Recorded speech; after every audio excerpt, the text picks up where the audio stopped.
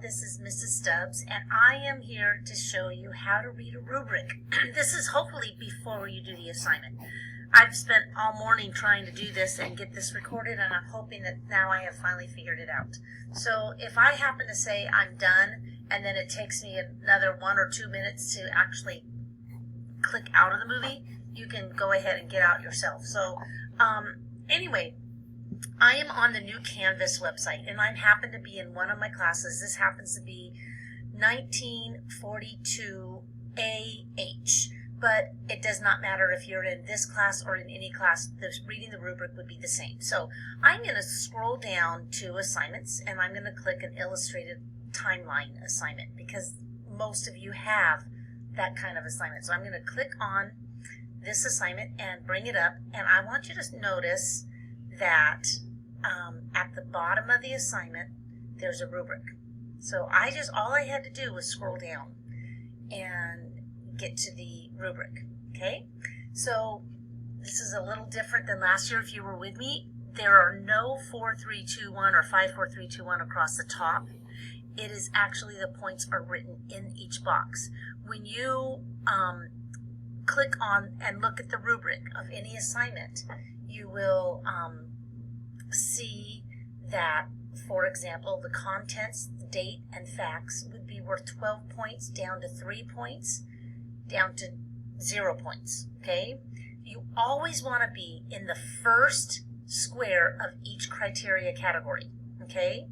You want to be in that first square. That's what's going to give you the most points if you always get this first line, okay? This first square of this one.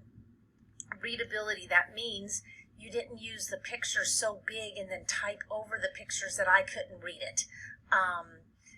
Works cited, title of the presentation, grammar. I'm going to talk a little bit about grammar and mechanics on another assignment. So I want to just point out that it will tell you the length, have points whether you did it to turnitin.com. I want you to know that on the turnitin.com you have to include the works cited, and that has to be 35% or less. I'm actually going to be getting rid of some of these categories, and it's going to be basically points or no points. Okay, it has to be 35%, and it has to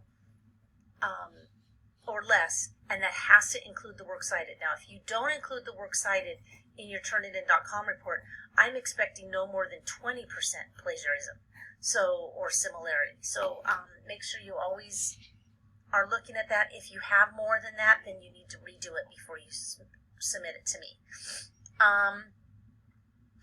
And I'm going to go to a different kind of assignment. I'm going to go to a discussion, and I'm going to click on just one of these discussions. That will be for next.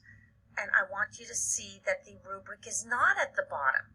Now this will be some of the assignments. You have to look for the rubric. So you click on this wheel right here, and you will see Show Rubric.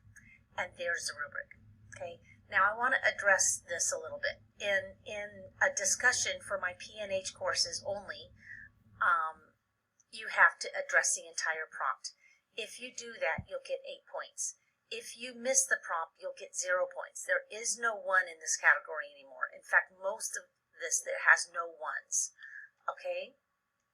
If you write and you have 5 good sentences or more that really contribute to answering the prompt, then you will get 4 points. If you have 5 sentences, but only 3 of them are really contributing to answering the prompt, then you'll only get 2 points. I hope you see how this works. I want to talk a little bit about mechanical and grammatical and spelling errors. I'm not an English teacher, but if they are distracting to me, you will get marked down. Okay? So distractions, not using commas and periods, not capitalizing. This is a big one. This is where most people lose points. Not capitalizing proper nouns. The word I is always capitalized. A name is always capitalized. A place is always capitalized. A item like the Bill of Rights is always capitalized. It's a title of something. So please capitalize anything that is a title. The Constitution, like the word Constitution, is the name of something. So please capitalize it. That is distracting to me. Okay? If you have many, you'll get 0 points. Then you have to respond to your peer, just like always. You have to build upon by either agreeing or refuting it. That's worth 5 points. Now, you have to do this in a minimum of 3 sentences. I'm not asking for much, folks. So a minimum of 3 sentences. If you say, good job, I really liked your post, that does not contribute to the specifics and does not build upon or refute. So I cannot accept that. You can write it, but that's not one of the 3 sentences. Okay? You have to have 3 good sentences that respond and refute or build upon the other person's, your peer's post, okay? And again, grammatical errors. So you can see how a rubric works. You always want to be in the first column. This is the name of the criteria or the category, but then this is of the rating side, you want to be in the first column, okay? That's it. So, I hope you got this. Bye. I'm done now, so now I'm just trying to figure out how to stop the recording. So